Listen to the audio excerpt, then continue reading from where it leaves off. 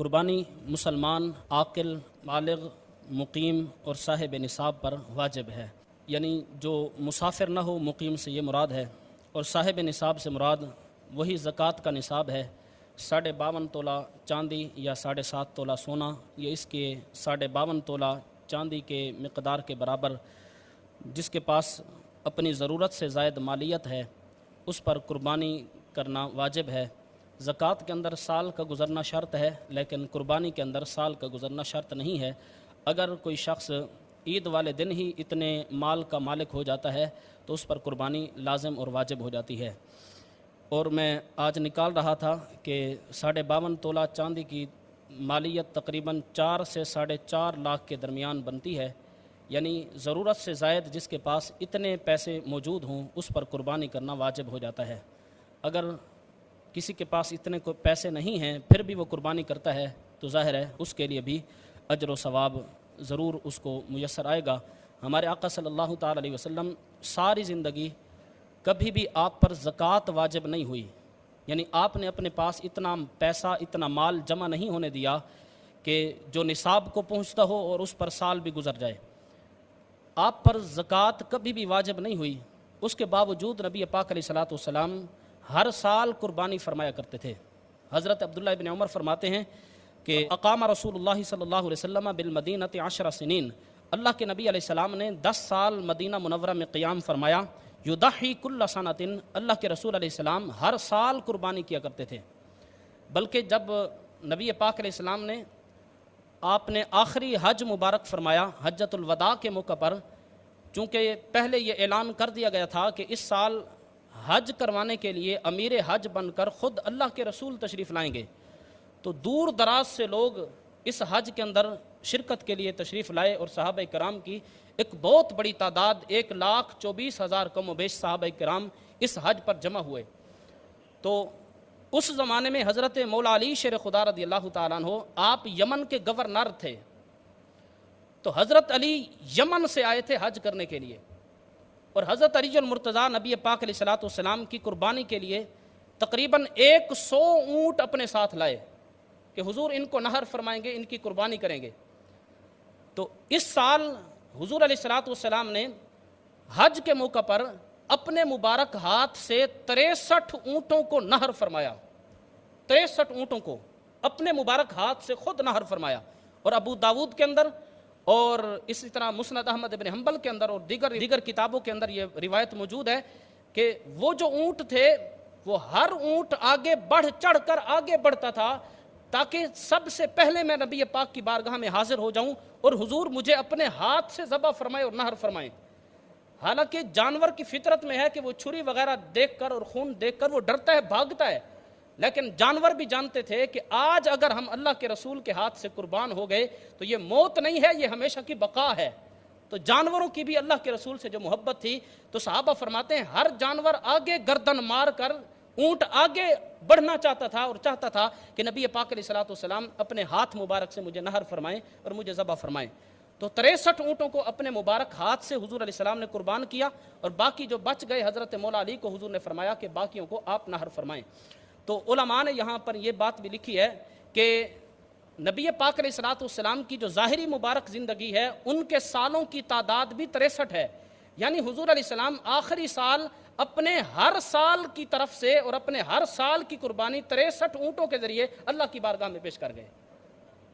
تو 63 اونٹ نبی پاک علیہ الصلوۃ والسلام نے اپنے مبارک ہاتھ سے ذبح فرمائے، اور بہت سی روایتوں میں آتا ہے کہ حضور علیہ السلام ایک قربانی نہیں بلکہ 2 3 قربانیاں ہر سال کیا کرتے تھے۔ اور میں نے ابھی بتایا کہ حضور پر زکوٰۃ واجب نہیں تھی، تو امت کو بھی چاہیے کہ اگر ان کے پاس وسعت ہو اور ان کے پاس استطاعت ہو تو کوشش کریں کہ اللہ کی بارگاہ میں قربانی کا جانور پیش کریں۔ یہ بہت بڑا عمل ہے، اور اس کا حکم قرآن میں آیا، اس کا حکم حدیثوں میں آیا، ایک ایک بال کے ذریعے اللہ اجر و ثواب عطا فرما رہا ہے۔ اور قربانی کا جو جانور ہو وہ خوبصورت ہو، اچھا ہو، موٹا تازہ ہو، مریل سا جانور لے لینا یا بالکل سستا سا حصہ ڈھونڈنے کی کوشش کرنا تو یہ بھی اچھا نہیں ہے۔ اگر اللہ نے استطاعت دی ہے، مال و دولت دیا ہے، تو اچھا جانور قربانی کا اللہ کی بارگاہ میں پیش کرنا یہ ہمیشہ نبی پاک علیہ الصلوۃ والسلام کا طریقہ مبارک رہا ہے۔ قرآن کریم کے اندر اللہ نے ارشاد فرمایا اے محبوب اپنی امت کو فرما دو قل ان صلاتی و نسکی و محیایا و مماتی للہ رب العالمین، اے محبوب فرما دو کہ میری نماز، میری قربانیاں، میرا زندہ رہنا اور میرا دنیا سے رخصت ہو جانا، مجھے موت آ جانا، للہ رب العالمین، یہ میرے سارے عمل اللہ کی رضا کے لیے ہیں، اللہ رب العالمین کے لیے ہیں۔ یعنی نماز بھی اللہ کے لیے، قربانی بھی اللہ کے لیے، زندگی بھی اللہ کے لیے، موت بھی اللہ کے لیے۔ یعنی زندہ رہو تو اللہ کی رضا کے لیے، اور فوت ہو جاؤ تو اس راستے پر چلتے چلتے فوت ہو جو اللہ کا راستہ ہے۔ فرمایا میرا زندہ رہنا بھی اللہ کے لیے اور میرا دنیا سے رخصت ہو جانا یہ بھی اللہ کے لیے۔ اسی طرح قربانی کا ذکر قرآن کریم کی ایک اور آیت میں اللہ نے فرمایا لن ینال اللہ لحومها ولا دماؤها ولکن ینالہ التقوی منکم، فرمایا اللہ کو نہ قربانی کے جانوروں کا گوشت پہنچتا ہے، نہ ان کا خون پہنچتا ہے، ولکن ینالہ التقوی منکم، جو اللہ کی بارگاہ میں پہنچتا ہے وہ تمہارے دل کا تقوی پہنچتا ہے۔ یعنی گوشت تو ہم کھا لیتے ہیں اور جو خون ہوتا ہے وہ نالیوں میں بہہ جاتا ہے، رب کی بارگاہ میں کیا پہنچتا ہے؟ فرمایا تمہارے دل کی نیت کیا تھی، اندر سے تقوی کیا تھا، ریاکاری تھی یا خالص اللہ کی عبادت مقصود تھی؟ جو تقوی تھا، جو تمہاری نیت تھی، اللہ کو وہ پہنچتا ہے۔ یعنی اسی کے مطابق تمہارا اجر و ثواب لکھا جائے گا، گوشت کے مطابق بھی نہیں لکھا جائے گا، خون کے مطابق بھی اجر نہیں لکھا جائے گا کہ فلاں کا جانور اتنے من کا تھا، یہ اللہ نہیں دیکھتا، اللہ دل کا تقوی دیکھتا ہے۔ تقوی کیا تھا، نیت کیا تھی؟ تو اللہ نے فرمایا لن ینال اللہ لحومها ولا دماؤها ولکن ینالہ التقوی منکم، کس شوق کے ساتھ، نیت کے ساتھ اس نے قربانی کی ہے اللہ کی بارگاہ میں وہ پہنچتا ہے، یعنی تمہارے اعمال اسی کے مطابق لکھے جائیں گے۔ اسی طرح حدیث پاک کے اندر آتا ہے، جامع ترمذی کے اندر یہ حدیث پاک موجود ہے، نبی پاک علیہ الصلوۃ والسلام نے فرمایا ما عمل آدمی من عمل یوم النحر احب الی اللہ تعالی من احراق الدم، حضور علیہ السلام نے فرمایا عید الاضحیٰ والے دن آدمی کا کوئی عمل بھی جانور کے خون بہانے سے بڑھ کر نہیں ہے۔ یعنی جو بندہ جانور کا خون بہا رہا ہے، اللہ کی بارگاہ میں قربانی پیش کر رہا ہے، اور دوسرا شخص بڑھ چڑھ کر قربانی کے علاوہ نیکیاں کر رہا ہے، دوسرا شخص قربانی کرنے والے کی نیکی کے برابر نہیں ہو سکتا، اسے بڑھ نہیں سکتا۔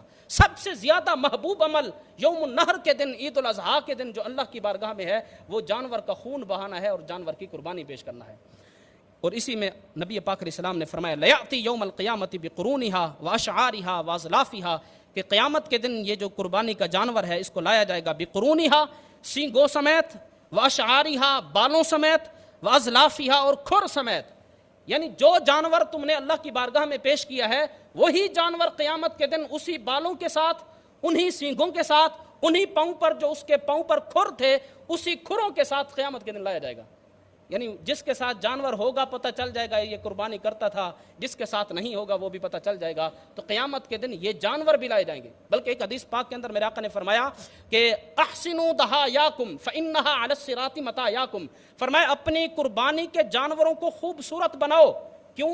فرمایا کہ فانھا علی الصراط مطایاکم، فرمایا قیامت کے دن پل صراط پر ان جانوروں نے تمہاری سواریاں بننا ہے۔ تو ہر بندہ چاہتا ہے کہ ہماری سواری خوب سے خوبصورت ہو، تو فرمایا احسنوا ضحایاکم، پھر اپنی قربانی کے جانور حسین ترین ڈھونڈ کر ان کی قربانی کیا کرو، تاکہ قیامت کے دن جس جانور نے تمہاری پل صراط کے اوپر سواری بننا ہے وہ کمزور سا جانور نہ ہو، وہ مریل سا نہ ہو، وہ گر نہ رہا ہو، بلکہ اچھا موٹا تازہ اور خوبصورت صحت مند جانور ہو، تاکہ قیامت کے دن وہ تمہاری سواری کے کام آ سکے۔ تو نبی کریم علیہ الصلوۃ والسلام نے یہی حکم ارشاد فرمایا کہ قیامت کے دن یہ جانور اپنے بال، اپنے کھر اور اپنے سینگوں سمیت قیامت کے دن ان کو لایا جائے گا۔ اور پھر فرمایا کہ وَإِنَّ الدَّمَ لَيَقَعُ مِنَ اللَّهِ بِمَكَانٍ قَبْلَ أَن يَقَعَ مِنَ الْأَرْضِ، فرمایا کہ جانور کے جو ذبح کے وقت خون گرتا ہے وہ خون زمین پر گرنے سے پہلے اللہ کی بارگاہ میں مقام قرب کو پہنچ جاتا ہے۔ یعنی ایک حدیث پاک کے اندر یہ بھی آیا کہ جانور کا خون زمین پر بعد میں گرتا ہے، قربانی کرنے والے کے گناہوں کی بخشش پہلے کر دی جاتی ہے۔ یعنی وہ جانور کا خون بعد میں گرتا ہے، مقام قرب کو پہلے پہنچ جاتا ہے۔ اور اسی میں نبی پاک علیہ الصلوۃ والسلام نے آخر میں پھر فرمایا فطیبوا بہا نفسا، فرمایا اگر اتنے زیادہ فائدے قربانی کے جانور کو اللہ کی بارگاہ میں پیش کرنے سے حاصل ہوتے ہیں تو فرمایا فطیبوا بہا نفسا، پھر قربانی کا جانور خوش دلی کے ساتھ کیا کرو، خوش ہو کر، مجبور ہو کر نہیں، تنگ ہو کر نہیں، تنگ دلی کے ساتھ نہیں، خوش دلی کے ساتھ اور خوش ہو کر سخاوت کے ساتھ قربانی کا جانور اللہ کی بارگاہ میں پیش کرنا چاہیے۔ اسی طرح نبی پاک علیہ الصلوۃ والسلام جو قربانیاں کیا کرتے تھے اور وہ جانور کیسا ہوتا تھا اس کا بھی ایک حدیث پاک کے اندر ذکر آیا. صحابہ کرام فرماتے ہیں ان رسول اللہ صلی اللہ علیہ وسلم کان اذا ضحى، حضور علیہ السلام جب قربانی کا ارادہ فرماتے اشترا کبشین سمینین اقرنین املحین، 4 صفتیں بیان کی گئی ہیں حضور کے جانور کی کہ حضور کس طرح کا جانور پسند فرماتے تھے اور کس طرح کا خرید کر اس کی قربانی کرتے تھے. فرمایا کہ حضور جو جانور خریدتے تھے کبشین 2 مینڈھے ہوتے تھے، سمینین دونوں موٹے ہوتے تھے، اقرنین دونوں سینگوں والے ہوتے تھے. جانور کے سر پر سینگ ہوں تو خوبصورت لگتا ہے، اس کی خوبصورتی سینگوں میں بھی ہے. تو حضور جو قربانی کا جانور خریدتے تھے ڈھونڈتے تھے کہ سینگ والا جانور ہو.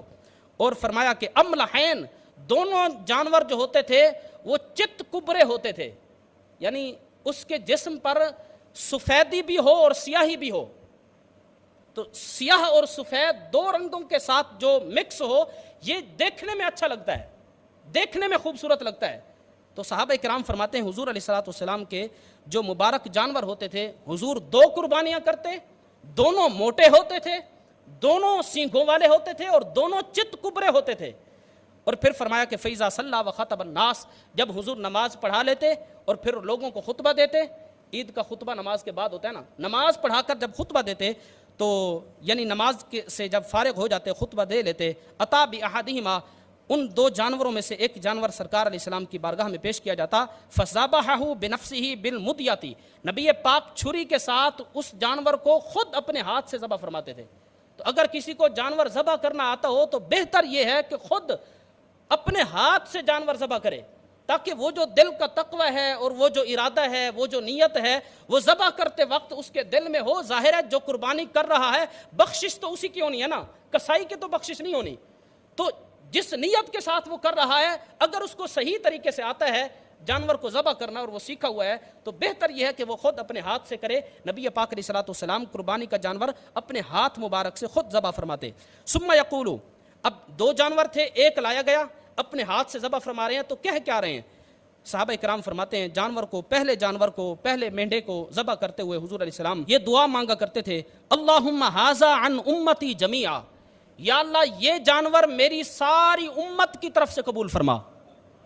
اور ایک حدیث میں آیا حضور علیہ السلام فرمایا کرتے تھے یا اللہ یہ میری اس امت کی طرف سے قبول فرما عمن لم یضحی، جو قربانی کرنے کی استطاعت نہیں رکھتے. تو حضور علیہ السلام اپنی غریب امت کی طرف سے ایک جانور امت کی طرف سے اللہ کی بارگاہ میں اس کی قربانی پیش کرتے تھے. دیکھو جانور ایک ہے اور ساری امت کی طرف سے نبی پاک علیہ السلام قربان کر رہے ہیں. اگر ہم کوئی ختم پڑھیں اور ہم کچھ ایصال ثواب جمع کریں اور وہ تھوڑا سا ایصال ثواب ہوتا ہے، ہم کہتے ہیں نبیوں کی بارگاہ میں بھی یا اللہ پیش کرتے ہیں، اولیاء کی بارگاہ میں پیش کرتے ہیں، والدین کی بارگاہ میں پیش کرتے ہیں، تو لوگ کہتے ہیں ثواب تو تھوڑا سا ہے، کتنوں کو بھیجو گے؟ دیکھو ایک جانور ہے، نبی پاک ساری امت کو اس کا ثواب پیش کر رہے ہیں، ساری امت کو اس کا ثواب پہنچا رہے ہیں. تو نبی پاک علیہ السلام پہلا جانور جب قربان کرتے تھے تو کیا کہتے؟ اللہم ھذا عن امتی جمیعا، ساری میری امت کی طرف سے اس جانور کو قبول فرما، ممن شہد لک بالتوحید، میری امت کے وہ افراد جو توحید کی گواہی دیتے ہیں، یعنی کلمہ توحید پڑھتے ہیں، مسلمان ہیں، وشہد علی، اور میری نبوت کی بھی گواہی دیتے ہیں، بالبلاغی، جو میں نے تبلیغ کی ہے اس کے بھی گواہ ہیں، یعنی جو مسلمان ہیں ان کی طرف سے قبول فرما. اصل میں امت کی 2 قسمیں ہیں، جو کافر ہیں وہ بھی ہمارے نبی کی امت میں شامل ہیں، ایک ہے امت دعوت، دوسری ہے امت اجابت. ہمارے نبی ساری مخلوق کی طرف نبی بنا کر بھیجے گئے، بعض وہ ہیں جنہوں نے قبول کیا اور بعض نے انکار کر دیا، امت تو ساری ہے نا. تو حضور علیہ السلام جب یہ قربان کرتے تھے جانور کو تو فرماتے تھے میری اس امت کی طرف سے قبول فرما جو اللہ کی توحید کی گواہی دیتے ہیں، جو مسلمان ہیں، یعنی مسلمانوں کی طرف سے حضور علیہ السلام جانور کو قربان کرتے. پھر صحابہ کرام فرماتے ہیں ثم یؤتی بالآخر، پھر دوسرا جانور لایا جاتا، اس کو بھی حضور علیہ السلام اپنے ہاتھ سے ذبح فرماتے اور پھر فرماتے ھذا عن محمد و آل محمد، یا اللہ یہ محمد اور آل محمد کی طرف سے قبول فرما. اور پھر فرماتے ہیں کہ فیطعمہما جمیعا المساکین ویأکل ہوا واہلہ منہما، وہ جو 2 جانور جن کو نبی پاک نے ذبح فرمایا ہے ان دونوں کا گوشت حضور مسکینوں غریبوں کو بھی کھلاتے، خود بھی کھاتے اور اپنے گھر والوں کو بھی کھلاتے. یعنی قربانی کے جانور کا گوشت خود کھانا یہ بھی سنت ہے. بعض لوگوں کو تقوی چڑھا ہوتا ہے، کہتے ہیں ہم نے سارا حصہ ہی غریبوں میں دے دیا، ہم نے گھر میں کچھ نہیں رکھا. تو قربانی کا گوشت خود بھی کھاؤ، یہ برکت والا ہے، یہ اللہ کے نام کا ہے. مسکینوں کو بھی دو، غریبوں کو بھی دو، اپنے گھر والوں کو، اپنے بچوں کو بھی کھلاؤ. تو صحابہ فرماتے ہیں حضور خود بھی کھاتے مسکینوں کو بھی کھلاتے اور اپنے اہل کو, اپنے گھر والوں کو بھی ان 2 مینڈھوں کا جو گوشت ہوتا تھا وہ نبی کریم علیہ الصلوۃ والسلام کھلایا کرتے تھے. اسی طرح ایک حدیث پاک کے اندر نبی پاک نے فرمایا ان احب الضحایا الی اللہ اغلاها واسمنها, اللہ کے نزدیک سب سے زیادہ محبوب قربانی کا جانور وہ ہے اغلاها جس کی قیمت زیادہ ہو, واسمنها اور جو موٹا زیادہ ہو. ظاہر ہے جو موٹا ہوگا اس کی قیمت زیادہ ہوگی, جو صحت مند ہوگا, جو بڑا ہوگا, جو موٹا ہوگا اس کی قیمت زیادہ ہوگی. یعنی نبی پاک نے یہ ارشاد فرمایا کہ تم کوشش کرو کہ جو قربانی کا جانور ہے وہ خوبصورت بھی ہو, موٹا بھی ہو, مہنگا بھی ہو, اپنی استطاعت کے مطابق. یعنی اگر بندے کو اللہ نے مال دیا ہے اور اس کے باوجود وہ ہلکا سا حصہ اور بالکل سب سے حصہ جو سستا ہے محلے میں وہ ڈھونڈتا پھر رہا ہے تو یہ پسندیدہ نہیں ہے. اگرچہ قربانی ہو جائے گی لیکن پسندیدہ یہ ہے مہنگا جانور ہو اور مہنگا حصہ ہو اور خوبصورت, موٹا, تازہ, صحت مند جانور ہو. نبی پاک علیہ الصلوۃ والسلام نے فرمایا کہ ان احب الضحایا الی اللہ, اللہ کو سب سے محبوب وہ قربانی ہے جو مہنگی بھی ہو, موٹی بھی ہو. تو اپنی استطاعت کے مطابق جس کو اللہ نے جتنی استطاعت دی ہے اس کے مطابق قربانی کرنی چاہیے. اسی طرح حضرت مولا علی شیر خدا رضی اللہ تعالیٰ عنہ کے بارے میں بھی آتا ہے کہ حضرت علی بھی ہر سال 2 قربانیاں کیا کرتے تھے. تو جب حضرت مولا علی سے پوچھا گیا کہ آپ 2 قربانیاں کرتے ہیں تو آپ پر تو ایک بنتی ہے, 2 کیوں کرتے ہیں؟ تو آپ نے حضرت علی المرتضیٰ نے فرمایا احدہما عن النبی صلی اللہ علیہ وسلم والآخر عن نفسہ, ایک اللہ کے نبی کی طرف سے, دوسری میری طرف سے.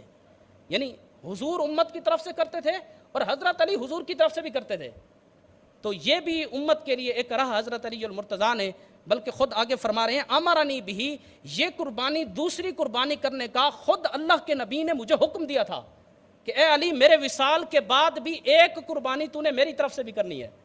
اور حضرت علی المرتضیٰ فرماتے ہیں فلا ادعوہ ابدا, میں اس دوسری قربانی کو کبھی نہیں چھوڑوں گا. یہ جو دوسری قربانی رسول اللہ کی طرف سے میں کرتا ہوں, تو قربانی اپنے والدین کی طرف سے بھی بندہ کر سکتا ہے, اللہ کے نبی کی طرف سے بھی کر سکتا ہے, صحابہ کرام کی طرف سے بھی کر سکتا ہے, لیکن پہلے اپنا واجب اتارے گا.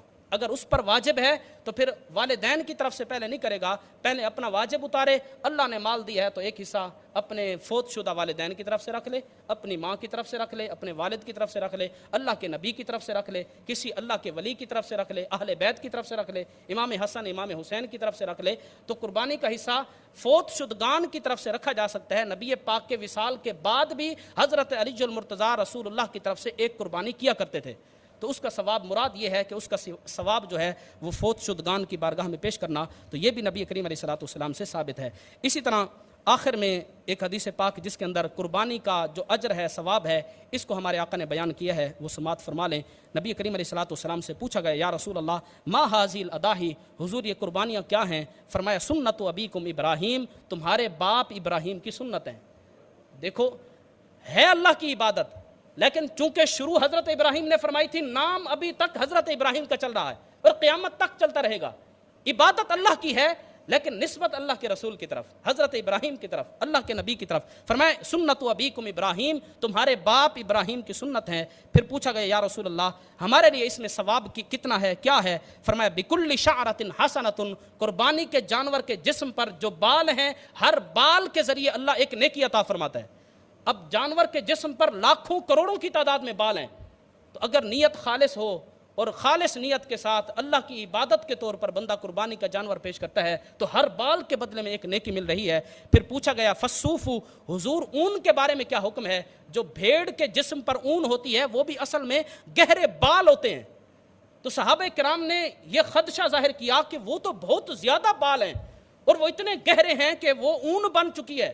تو پھر پوچھا گیا یا رسول اللہ فالصوف, حضور اون کا کیا حکم ہے؟ فرمایا بکل شعرۃ من الصوف حسنۃ, اون کے ہر بال کے بدلے میں بھی اللہ نیکی عطا فرماتا ہے. تو قربانی کرنے کا یہ اجر و ثواب حدیث پاک کے اندر بتایا گیا ہے. تو قربانی جو ہے مسلمان عاقل, بالغ, مقیم اور صاحب نصاب پر واجب ہے. صاحب نصاب جو زکوٰۃ کا نصاب ہے 52.5 تولہ چاندی یا 7.5 تولہ سونا یا 52.5 تولہ چاندی کی مقدار, اگر کسی کے پاس ضروریات سے زائد اتنا مال ہے تو اس پر قربانی کرنا واجب اور لازم ہے. اللہ تبارک و تعالی ہمیں عمل کی توفیق عطا فرمائے.